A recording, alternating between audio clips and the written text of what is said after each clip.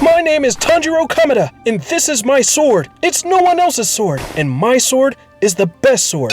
It was handmade in the swordsmith village, and I love its colors, its handle, and even its design. I love you too, Tanjiro. Ah! You're alive? Yes, but more like in the figurative sense. Hey, Nezuko!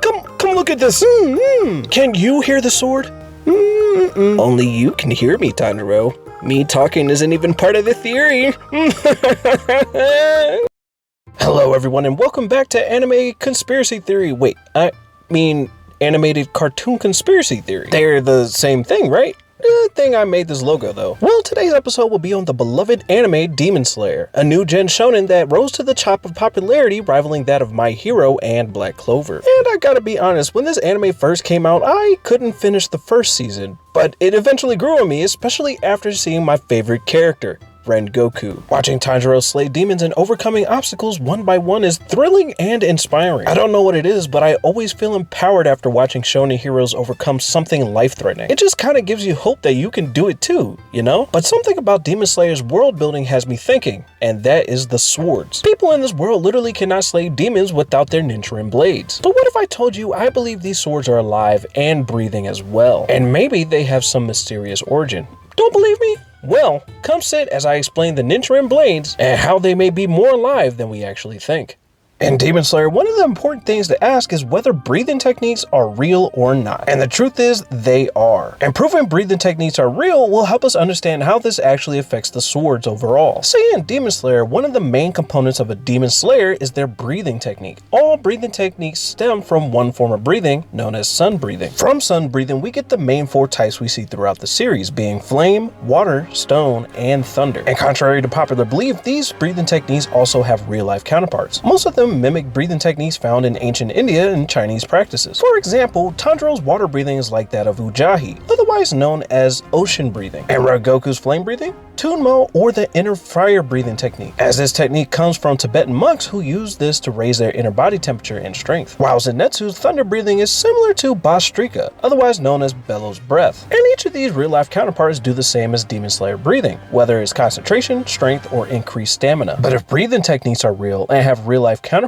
does that mean the effects that flow off of their weapons are real? The answer is yes and no. While it's virtually impossible to have water generate from your sword in midair in real life, the effects from the swords within the world of Demon Slayer is very much real. And I know what some of you might say, the effects are for show and purely for the action. But track with me for a moment. The visual representations of breathing techniques are fake, but the effects the swords give off are 100% real. For example, during the Mugen train arc, Tanjiro and his friends were battling a train demon that enveloped the whole train. And it isn't until Nezuko is put into a tough spot that Zenitsu appears and saves her with his thunderclap and flash. In the very next scene, Tanjiro hears it, meaning that Zenitsu's swords is actively slicing the air fast enough to create sonic booms as loud as thunder. If we also look at the Entertainment District arc, when Tanjiro first battles a demon named Daki, he uses the flame breathing technique in a fit of rage. But when he does this, notice that 1, the edges of her robe are burnt, and 2, she exclaims that the pain is a burning pain where she gets slashed. Another example of these effects being real is even later in the Swordsmith's Village arc where Muchiro uses his mist breathing technique to fight this face demon. Why is his mouth where his eyes should be? This guy is basically a mouth machine. I don't know what anyone would do with that many mouths. But in their first tussle, when Muchiro uses mist breathing, the face demon literally loses sight of his enemy and states that it's like a mist is covering his sight. And as we can also see within the same fight, the mist emanates from both his sword and his breathing. In these instances, we see that the effects from the swords are real, but the swords are also somehow creating mist,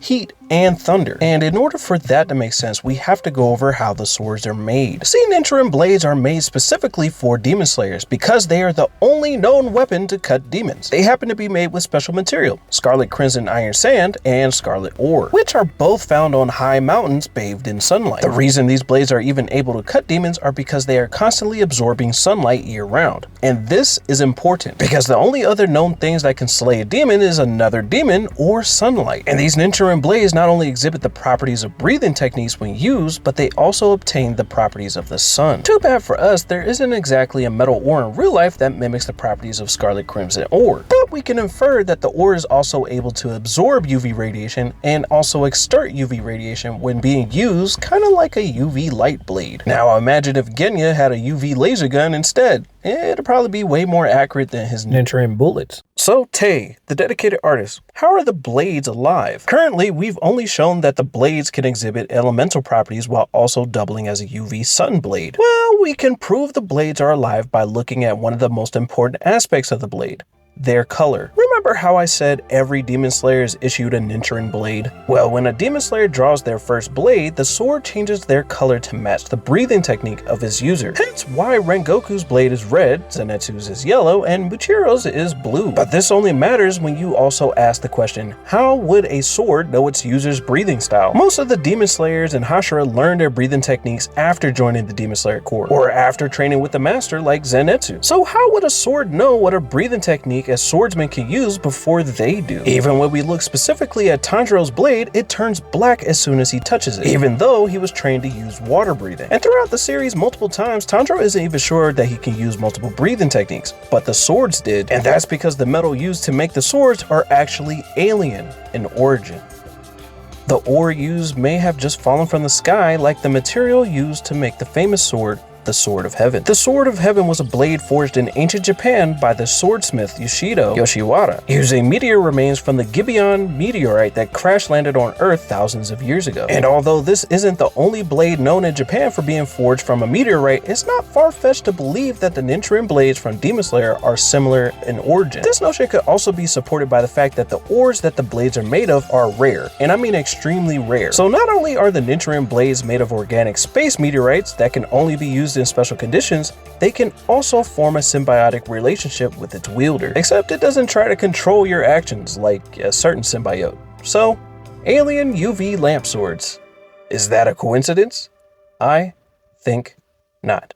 And why not slice that subscribe button and notification bell? It'll really help you get notified of new content and anime content. In the meantime, why not check out that game theory on Helldivers and how we're supposed to lose, or maybe the gumball theory and how Elmore is actually changing our reality. But I'll see you in another video. Bye-bye!